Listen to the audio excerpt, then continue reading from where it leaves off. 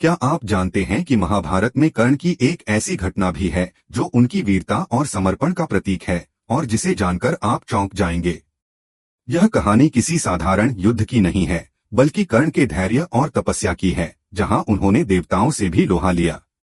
यह कहानी महाभारत के एक महत्वपूर्ण और कम ज्ञात प्रसंग पर आधारित है, जिसमें कर्ण को भगवान परशुराम के आदेश पर भगवान इंद्र से वर्षा की याचना करनी पड़ती है। कर्ण के जीवन की यह घटना उनकी साहसिकता, धैर्य और भक्ति का प्रमाण है। आइए इस कथा को विस्तार से देखें। क्या आप जानते हैं कि कैसे एक साधारण सूतपुत्र ने अपने जीवन की कठिनाइयों को पार करते हुए देवताओं तक को चुनौती दी?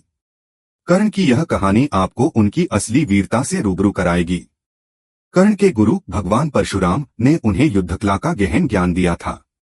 उन्होंने कर्ण को अमोघ अस्त्रों का वरदान दिया, जिनके बल पर कर्ण अजय योद्धा बन गए। उनके हाथों में ऐसा सामर्थ्य था कि कोई भी युद्ध उनके लिए असंभव नहीं था।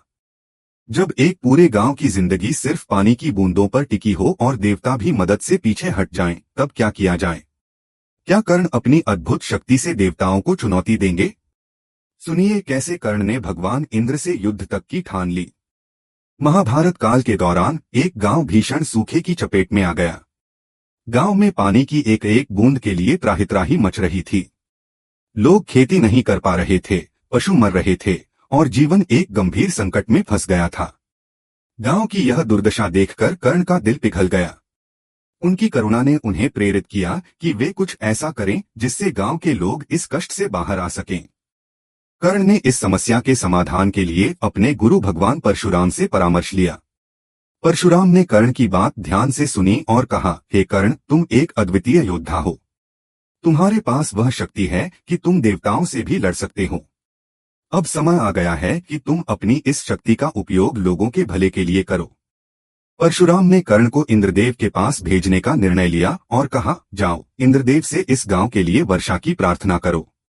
यदि वे तुम्हारी विनती मान लेते हैं तो यह उत्तम होगा, लेकिन यदि वे मना करते हैं तो उन्हें युद्ध के लिए ललकारना और अपनी शक्ति से उन्हें परास्त करना।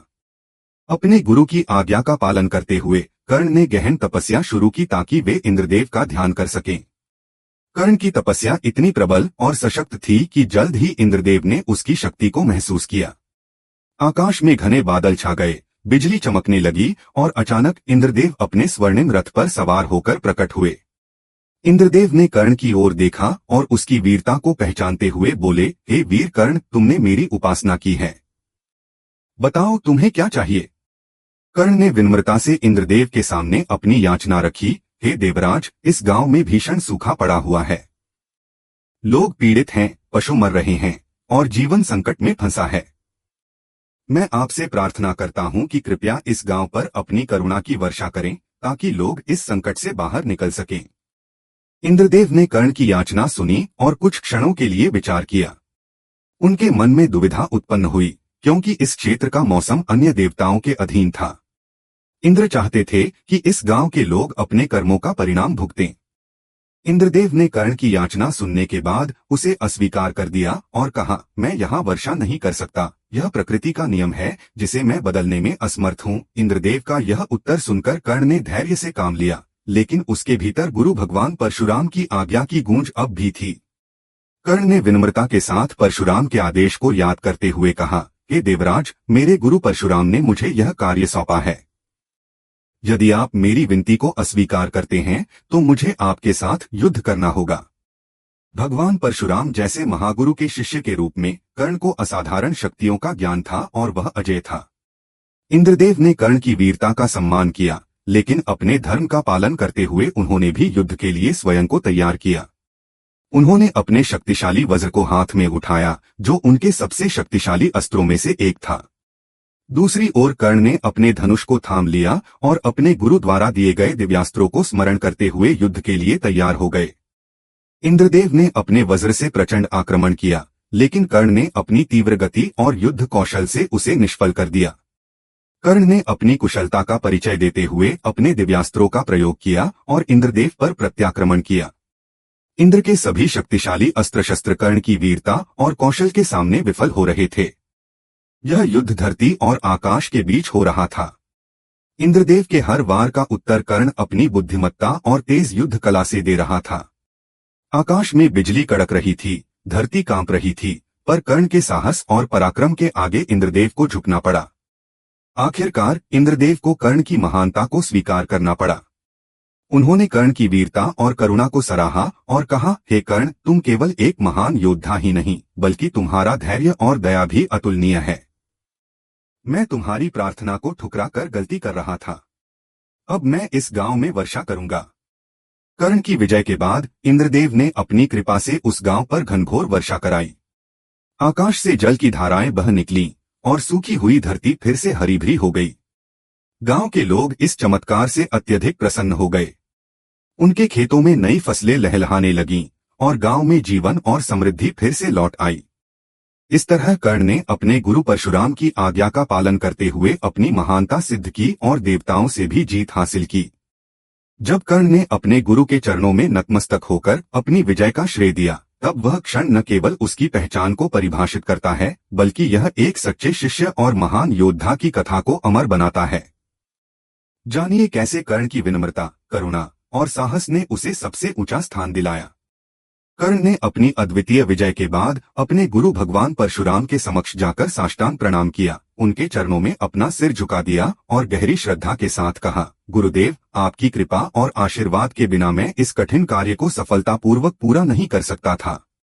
आपकी शिक्षाएं और आशीर्वाद मेरे जीवन की सबसे बड़ी पूंजी हैं। आपने मुझे न केवल युद्धकला सिखाई, बल्कि मुझे यह भी सिखाया कि एक सच्चे योद्धा का धर्म क्या है। कर्ण की विनम्रता, जो उनके व्यक्तित्व का एक अनमोल गुण था, इस क्षण में स्पष्ट रूप से दिखाई दी। वह जानते थे कि उनकी विजय अकेले उनके बल से नहीं, बल्कि उनके गुरु की दी गई शिक्षा और आशीर्वाद का परिणाम है। उन्होंने अपने समर्पण से दिखाया कि एक सच्चा वीर केवल अपनी शक्तियों का प्रदर्शन नहीं करता, बल्कि अपनी उपलब्धियों का श्रेय अपने गुरु और उन लोगों को देता है जिन्होंने उसकी राह में मदद की।